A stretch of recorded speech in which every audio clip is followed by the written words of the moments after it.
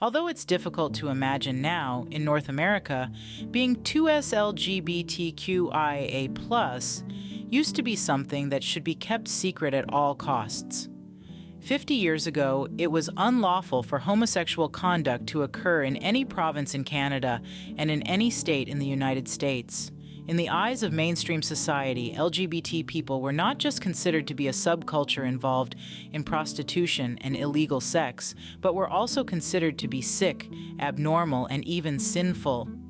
The result of these prevailing attitudes meant living in the closet. Many people dedicated their entire lives to being gay, which came at a terrible cost. It was known as passing when they attempted to walk through the straight world like ghosts, unseen and unknown except by secret lovers. Since many of us weren't even alive at that time, it is impossible to recall how invisible LGBT people were at that time. It was incomprehensible to most people alive at the time that there even were LGBT professionals, lawyers, middle-class individuals, and suburbanites. Most people didn't even believe there were any LGBT people in society at all. The 2S and QIA+ had not yet been added to our acronym. The medical profession and the psychiatric profession are very much part of this history of oppression. Being LGBT was not just criminalized, it was medicalized. People of this era grew up with a lot of shame and denial from seeing medical and textbook descriptions of queerness as a disability or a condition requiring fixing. It was also common to treat being LGBT with behavioral reconditioning. Parents would take their children to a physician who had been trained in medical school to think of homosexuality as a disease. If they thought it was a problem, they would recommend that the child go through a year or more of electric shock therapy or induce vomiting if the patient became aroused when shown erotic images of the same sex. The first ever LGBT protest took place in North America in 1965 to raise awareness of LGBT people as a legitimate and employable group. In 1969, when same-sex intercourse in the privacy of one's home was decriminalized, Canada took the lead in the new social revolution. The Prime Minister of that nation at the time, Pierre Elliott Trudeau, stated that there was no place for the state in the bedrooms of the nation and that what was done in private between adults shouldn't concern anybody else. He was also responsible for the oppressive White Paper, but that's a story for another day. The big battle for LGBT rights in the United States began on a June evening in 1969 at a bar called the Stonewall Inn in the Greenwich Village neighborhood of Lower Manhattan in New York City. Patrons of the Stonewall, patrons of other lesbian and gay bars, trans activists, and unhoused LGBT individuals fought back when the police became violent, which was standard at the time. For the most part, this group of protesters were distinct from society. There were a lot of folks who didn't necessarily fit into the white stream there, including drag queens and gender nonconformists, as well as people who were experiencing intersectional oppression due to their race. LGBT people learned the strength of standing up for themselves at Stonewall. A new notion that emerged along with the increased awareness was that coming out was the key to happiness. So starting in the early 1970s, some LGBT people started coming out. Thousands of supporters of gay freedom gathered in New York to press the city council to approve a bill pertaining to LGBT rights. As news of the Stonewall uprising rippled across the continent, it found its way into the heart of Canada as well, sparking a sense of excitement and anticipation among the LGBT community. The whispers of revolution were being passed around, and the tales of the courageous stand at Stonewall inspired many to take action. The fight for rights had kindled a flame, and it wasn't long before it ignited a spirit of resistance in the North. In Toronto, an American draft dodger, who had found a new home in the city, became the torchbearer of this movement. He had been closely following the events unfolding in the South and felt a strong urge to echo the same sentiment in Canada. With a firm determination to bring about change, he began organizing what would become a landmark event in the country's history. On a cool, rainy morning in August 1971, the first ever Gay Pride March in Canada took place. Despite the weather, the spirits of the participants were far from dampened. Instead, they marched on, their hearts filled with pride and their voices echoing the call for equality and acceptance. This march marked a significant milestone in the Canadian LGBT movement, reflecting the global shift towards a more inclusive society. This was more than just a march, it was a bold statement, a resounding affirmation of our identity, and a clear message to the world that we were here. We were queer, we were proud, and we weren't going anywhere. The echo of Stonewall had reached Canada, and the fight for rights had finally become an international movement. In the wake of the first-ever Gay Pride March in Canada, a new dynamic began to emerge within the LGBTQ community. The march had not only marked a significant shift in the fight for rights, but also sowed the seeds for a generational divide. On one side were the older LGBTQ individuals who had come of age before the 60s. These individuals had spent their lives navigating a world that was openly hostile to their identity. They had learned to live in the shadows, concealing their true selves to avoid the harsh consequences of societal ostracization. Many of them continued to live this closeted life, their fears still very much a part of their reality. On the other side were the younger LGBTQ individuals who had grown up in the 60s, a time of social upheaval and progressive change. For them, the march held promise, a promise of a future where they could live openly and have the same rights as anyone else. They embraced the message of the march and the sentiment it echoed. The slogan, "Gay is good," became a rallying cry, mirroring the civil rights movement's slogan, "Black is beautiful."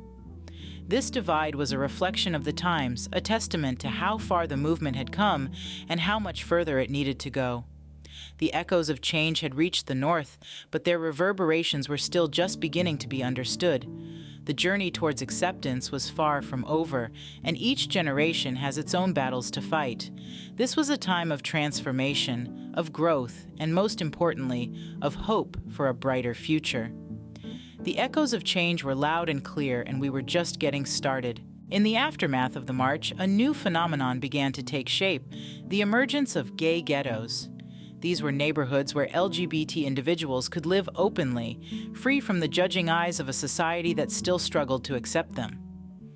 These communities offered a sanctuary, a refuge for those who had dared to step out of the shadows.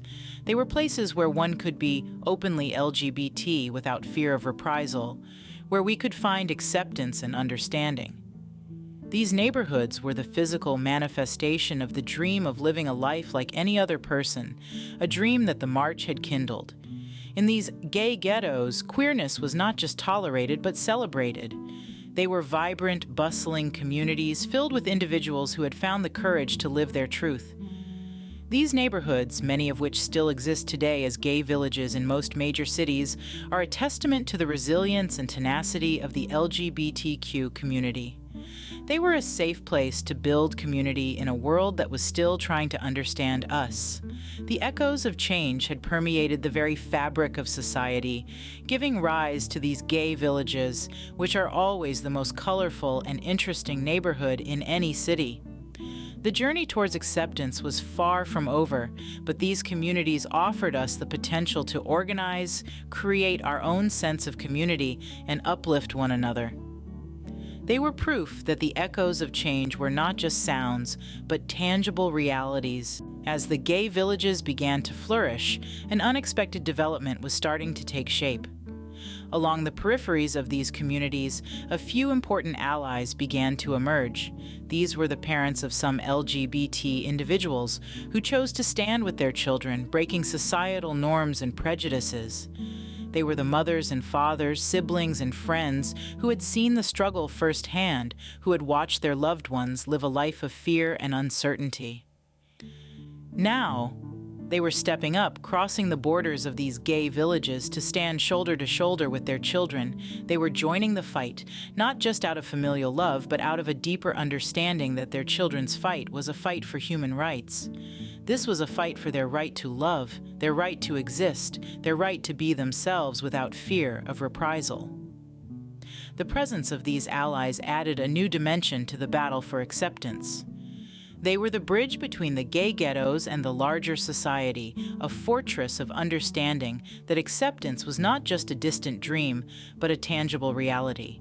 They were proof that the echoes of change were not just reverberating within the gay villages, but were reaching out, touching the hearts of those who had once been on the sidelines.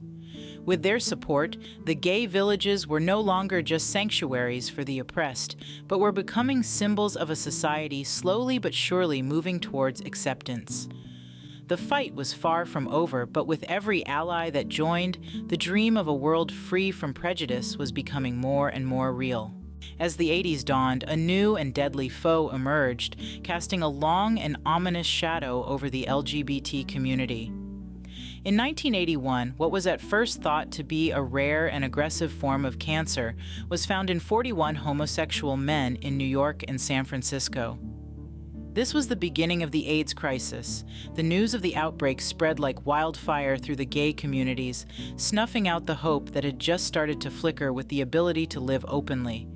The enemy was invisible, lethal, and seemingly selective, adding to the fear and stigma already surrounding the gay community. Initially, it was believed to be related to sexual transmission, a theory that was difficult to accept, especially considering that gay liberation was intrinsically tied to sexual liberation. This tragic event served as a sobering reality check, a reminder of the hurdles the community still had to overcome. Yet, it also brought an unexpected unity, as people came together in the face of adversity, undeterred in their fight for acceptance and equality. As the death toll rose, the chilling silence of the government and the wider society became deafening. Over 10,000 souls were lost in the San Francisco zip code alone, each one a stark testament to the indifference and hostility faced by the LGBTQ community. The AIDS epidemic, rather than eliciting empathy and support, revealed the depth of hatred and fear that still simmered beneath the surface of American society towards LGBT people. There were calls for barbaric measures such as quarantine and tattooing of HIV-positive individuals, revealing a stark disregard for human rights and dignity. The government's lax response allowed the epidemic to rage unchecked, resulting in an astronomical number of preventable deaths. The community was left to fend for itself, bereft of adequate support and resources. However, this adversity only served to galvanize the LGBT community. The struggle against silence, indifference, and hatred became a rallying cry, a call to arms. As they mourned their fallen comrades, they also found strength in unity, resilience in adversity, and a renewed determination to fight for their rights. As the AIDS epidemic worsened, fear and paranoia gripped the nation. It was estimated that 70% of the victims were from the LGBT community, and this fact only served to fuel the fires of prejudice and discrimination. Cities across the country became battlegrounds of fear and uncertainty. The mere whisper of the word AIDS was enough to send shivers down the spine, and the associated stigma was a burden too heavy to bear. People were pointing fingers, casting blame, and creating an atmosphere of terror. The fear of being identified as HIV positive was not just about health concerns, but also about the potential loss of housing, friends, and individuality. The disease was not just a medical condition, but a social death sentence, a mark of shame that stripped individuals of their dignity and humanity. The fear of the disease was as deadly as the disease itself, creating a climate of isolation, mistrust, and alienation. However, amid this atmosphere of fear and discrimination, the LGBT community refused to back down. We continued to fight for our rights, our dignity, and our lives, refusing to be silenced or marginalized. The fear and the fallout only served to strengthen our resolve and unity, propelling us forward in our fight for equality and justice. As the 1980s came to a close, the LGBT community was left with a stark realization of the magnitude of the task ahead. We had witnessed firsthand how elected officials could conveniently turn a blind eye towards us, even when lives were hanging in balance. This cold indifference from those in power was a brutal wake-up call, underscoring the enormity of our struggle for recognition and rights. However, adversity often breeds resilience. The community's experience with the AIDS epidemic, the societal prejudice, and the political apathy, instead of dampening spirits, sparked a fierce determination.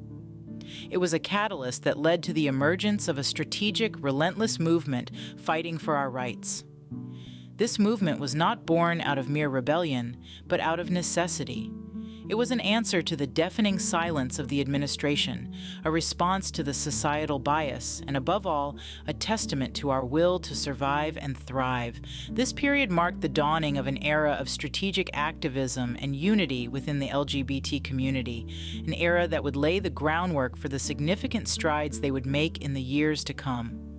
As we look at the 2S LGBTQIA+ community today, our strength and resolve can be traced back to these trying times. The fear and fallout of the AIDS epidemic didn't break us. Instead, it galvanized us, forging a united front that continues to fight for equality and justice to this day. As the dawn of a new millennium broke, a new chapter began in the fight for 2S LGBTQIA+ rights.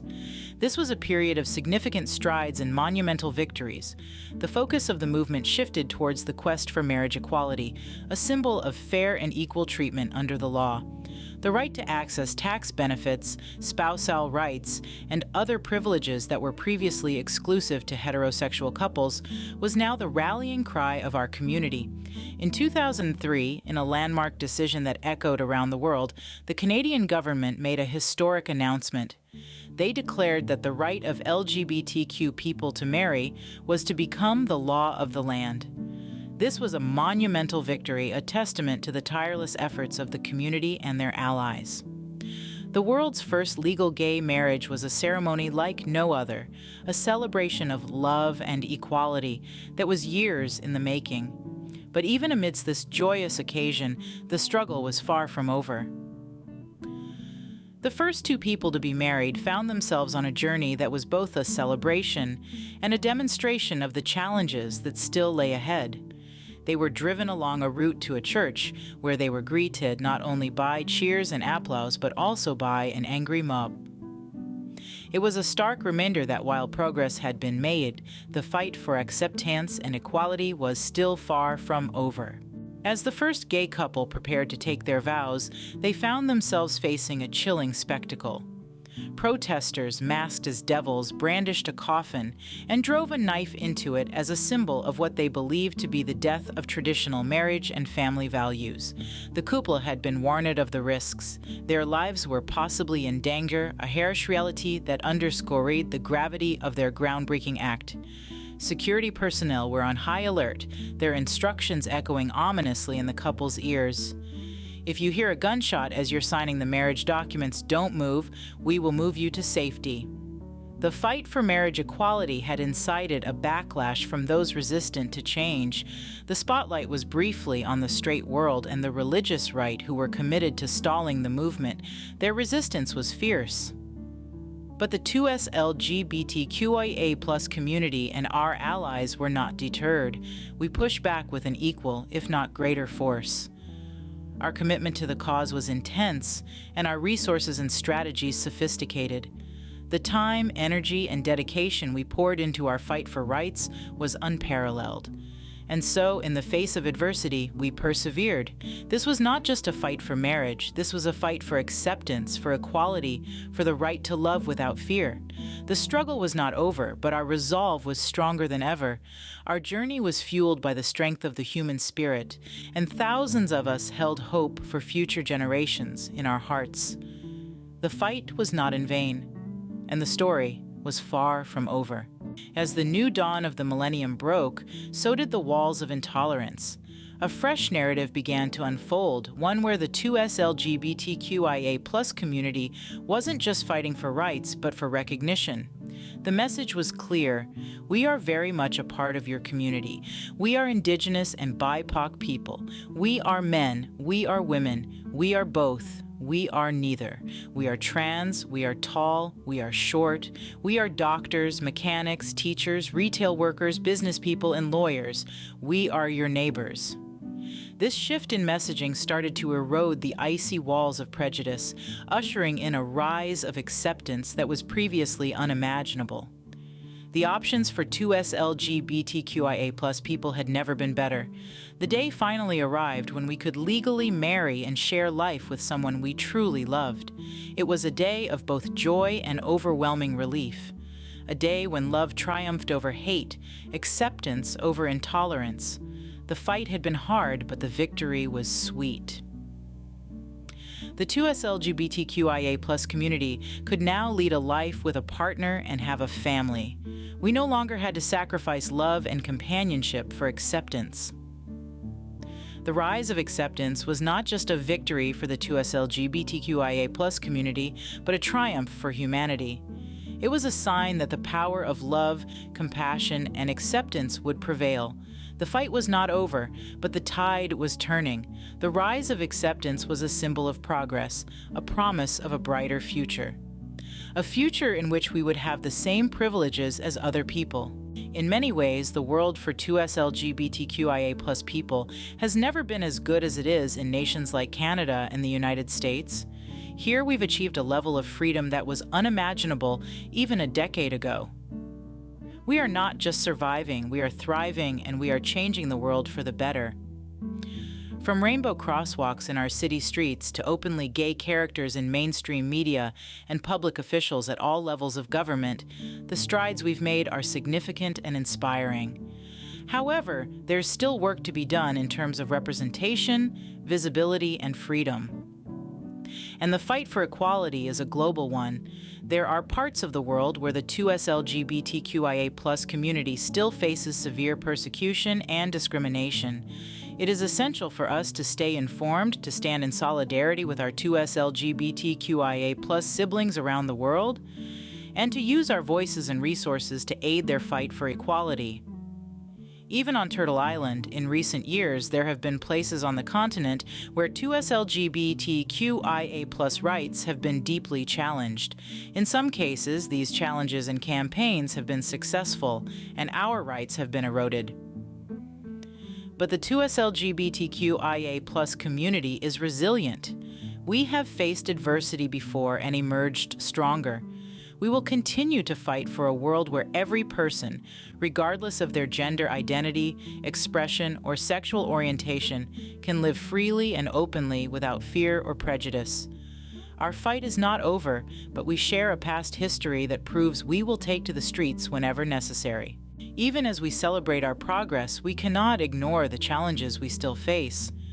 There has been a noticeable rise in the current myths and disinformation against 2S LGBTQIA+ people, with false narratives being spread to undermine our rights and even our existence. These harmful narratives are not just present in less accepting societies, but have found their way into the mainstream discourse in even the most progressive nations. They serve as a stark reminder that our fight is far from over. But that is a topic for another day, and we will cover these events as they unfold. As we continue our journey, we invite you to join us to stay informed. We are 2S LGBTQ for You, a channel dedicated to sharing our stories, our history, and our ongoing struggle for equality. We hope you found this journey enlightening, inspiring, and empowering. If you did, don't forget to like this video and subscribe to our channel for more 2S LGBTQIA+ history, entertainment, and stories. Remember, each of us can make a difference. By staying informed, standing in solidarity with all parts of the rainbow, and using our voices, we can help shape a better future for the next generation, both at home and abroad. So stay tuned for more, because the fight continues and we are stronger together. See you soon on 2S LGBTQ for You.